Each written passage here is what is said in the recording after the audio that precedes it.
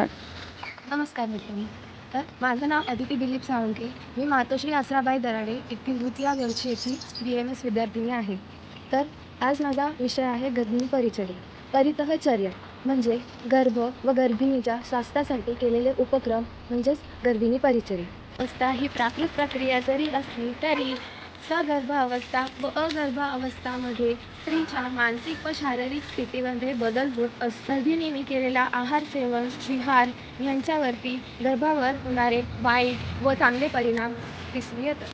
रसजं पुरुषं विद्या रसं रक्षेत प्रयत्नतः हा श्लोक सुश्रुत सूत्रस्थान 14/12 ह्या सूत्रामध्ये पुरुष हा आहार रसामुळे उत्पन्न होतो व पुढे पण आहार रसावरच पोचला जातो. तर विशेषतः आहार रसाचे प्रयत्नपूर्वक रक्षण करावे. हे सूत्र गर्भिणीच्या आहाराच्या दृष्टिकोनातून फार महत्त्वाचे ठरते. गर्भिणीचा मासानुमासिक आहार. तर प्रथम मासामध्ये गर्भधारणेची शंका असल्यास गार दूध थोड्या प्रमाणात घ्यावे. सोसवेल एवढेच सकाळ संध्याकाळ जेवण करावे. त्यानंतर दूध, पाळसा, ज्येष्ठ मध, मधुपुष्प, लोणी, साखर हे सगळे मिश्रित.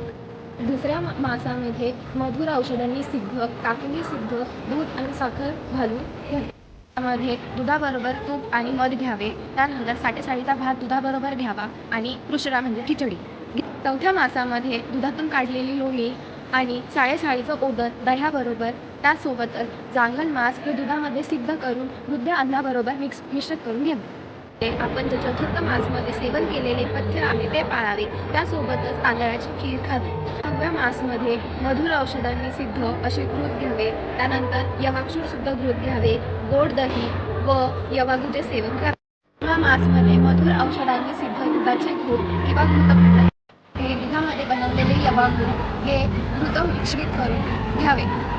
प्रसव कालापर्यंत स्निग्ध द्रव्यांनी युक्त यवागू जांगल मांसाबरोबर मिश्रित करून सेवन करावे. त्यानंतर तसेच घृतपूर्वकही सेवन करावे. गृहविहार. तर गर्भिणीचा विहार हा गर्भाला अनुपघातकारक असावा. गर्भिणीने स्नानासाठी बिल्व, पाटला, जटामांसी, एरंड यांचा काढा थंड केलेला किंवा सुगंधी द्रव्ययुक्त पाणीने स्नान करावे. गर्भिणी व गर्भाची प्राकृत वाढ व स्वतःच्या आरोग्याच्या काळजीसाठी तपासणीसाठी वैद्यकीय सल्ला घ्यावा. औषधी उपयोग व उपक्रम. गर्भिणीचा आहार जसा महत्त्वाचा असतो तसंच गर्भिणीने गर्भस्थापक, गर्भवृद्धिकर, अनुलोमक हे औषधी द्रव्य घेणेही उपयोगात आहे. आम्ही दुर्वा, गुडूची, पाटला आणि इत्यादी. तर अशा प्रकारे आपण गर्भिणीची परिचर्या